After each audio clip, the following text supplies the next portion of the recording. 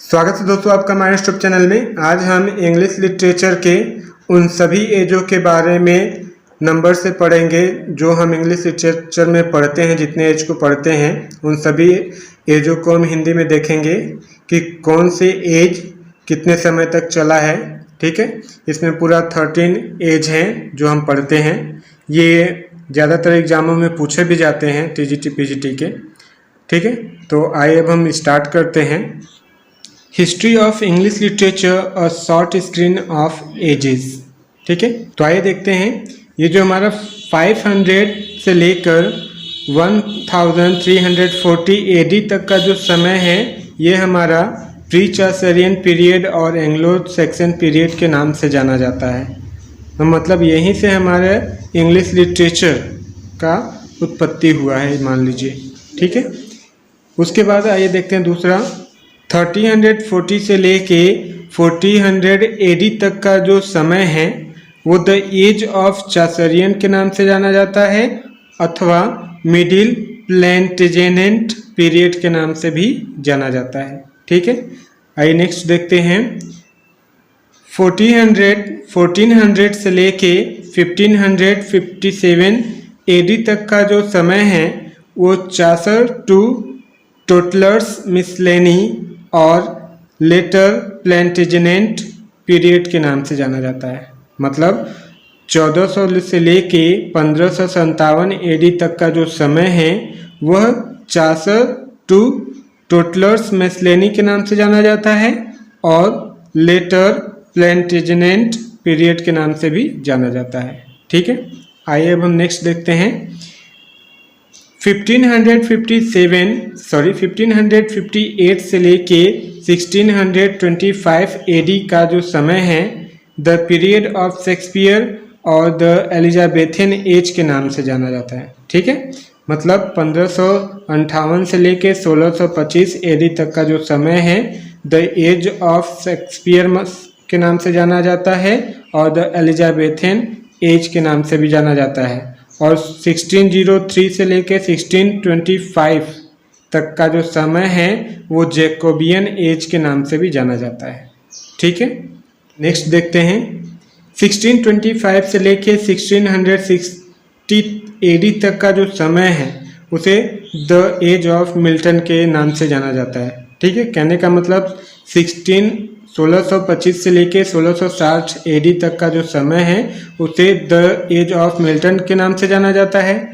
और as of Milton को 3 भागों में बांटा गया है। द एज ऑफ मिल्टन के समय को या पीरियड को 3 भागों में बांटा गया है। पहला है जो 1625 से स्टार्ट हुआ है और 1649 तक चला है, उसका नाम है कैरोलाइन एज। दूसरा है 1649 से लेके 1653 के एज को कॉमनवेल्थ नाम दिया गया है।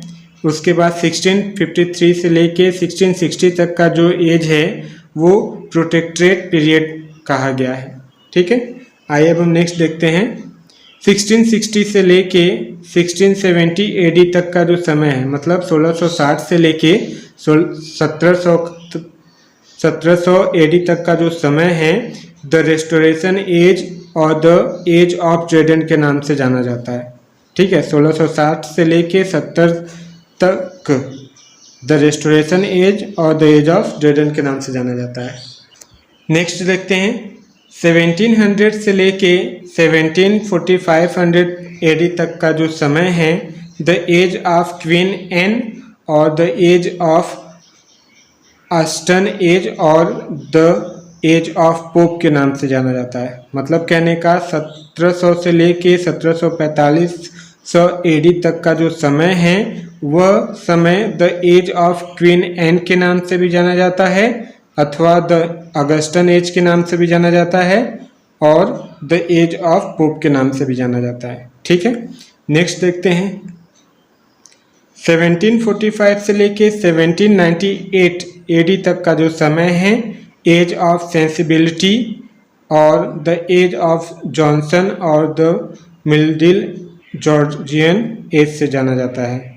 ठीक है, मतलब कहने का 1745 से लेके 1798 एडी तक का जो समय है वो एज ऑफ सेंसिबिलिटी के नाम से जाना जाता है और द एज ऑफ जॉनसन के नाम से जाना जाता है और द मिडिल जॉर्जियन एज से भी जाना जाता है। ठीक है, नेक्स्ट देखते हैं 1798 से लेके 1832 एडी का जो समय है, मतलब कहने का 1798 से लेकर 1832 एडी का जो समय है वह रोमांटिक रिवाइवल और एज ऑफ वर्ड्सवर्थ और द एज ऑफ रिवॉल्यूशन के नाम से जाना जाता है। कहने का मतलब 1798 से लेकर 1832 एडी का जो समय है रोमांटिक रिवाइवल के नाम से जाना जाता है और एज ऑफ वर्ड्सवर्थ के नाम से जाना जाता है और द एज ऑफ रिवॉल्यूशन के नाम से जाना जाता है। ठीक है, नेक्स्ट है 1832 से लेके 1901 तक का जो समय है, मतलब 1832 से लेकर 1901 एडी का जो समय है वो विक्टोरियन एज के नाम से जाना जाता है। ठीक है, और इस विक्टोरियन एज को दो भागों में बांटा गया है। ठीक है, जो 1832 से लेके 1887 मतलब 1832 से लेके 1887 तक का जो समय है वो द एज ऑफ टेनिसन के नाम से जाना जाता है और 1887 से लेके 1887 से लेके 1928 तक का जो समय है द एज ऑफ हार्डी के नाम से जाना जाता है। ठीक है, नेक्स्ट पीरियड को हम देखते हैं 1901 से लेकर 1918 एडी का जो समय है, मतलब 1901 से लेकर 1918 एडी का जो समय है वो एडवर्डियन एज के नाम से जाना जाता है। उसके बाद अगला है 1918 से लेके 1939 एडी का जो समय है, मतलब 1918 से लेके 1939 एडी का जो समय है वो मॉडर्न एज के नाम से जाना जाता है। 1939 एडी से लेके आने वाले समय तक द प्रेजेंट एज के नाम से जाना जाता है, मतलब 1939 एडी से लेकर आने वाले समय तक द प्रेजेंट एज कहा जाएगा इसे।